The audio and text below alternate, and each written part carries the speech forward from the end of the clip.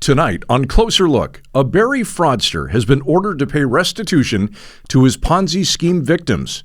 Restitution that runs into the millions of dollars. Barrie Today reporter Kevin Lamb has been covering Charles DeBono's story and joins us tonight from Barrie. Kevin, this story is a wild one. More than 500 individuals invested in this company run by DeBono, not knowing that it was an illegitimate business. In total, victim losses were estimated to range somewhere between $24 million and $42 million. Let's start with how authorities caught on to him, leading to his arrest back in September of 2020. Well, he was using a local mechanics shop as a base to defraud investors of millions of dollars. He then used the money to buy luxury cars and property, both in Canada and the Dominican Republic. With that kind of money, it's hard to hide. Banks started to take notice and shut down his accounts, basically, and it just went from there. Now, Kevin, the parole board recently released a change of conditions decision. What changes did they announce? The parole board gave special conditions that were to be implemented against DeBono, to seek or remain employed, no contact with victims, follow a treatment plan, not to possess identification that is not properly issued to him, telecommunication restriction, no contact with certain person, and full financial disclosures. He has had a pair of 6-month day paroles.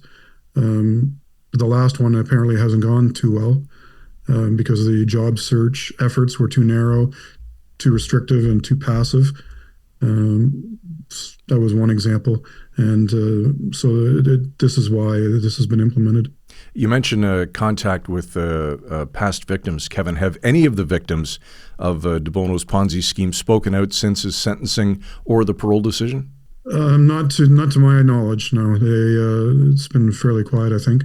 They haven't spoken with myself yet. I think the next chapter in this story will be, how is he going to recover this money to pay back? And what happens if he doesn't? What happens to the victims? I think those are questions that we're going to ask and we're going to dig into and find out how this can play out. Because if he doesn't, he faces a 7-year consecutive sentence if he does not pay the money back within a 5-year period. Now, you mentioned the money. I'm curious, has there been any progress in recovering the money transferred overseas to his accounts in the Dominican Republic? Were there efforts by Canadian or Dominican authorities to trace and reclaim these funds? Assets restrained by officials were $1.8 million in Canadian funds, $300,000 US, located in bank accounts.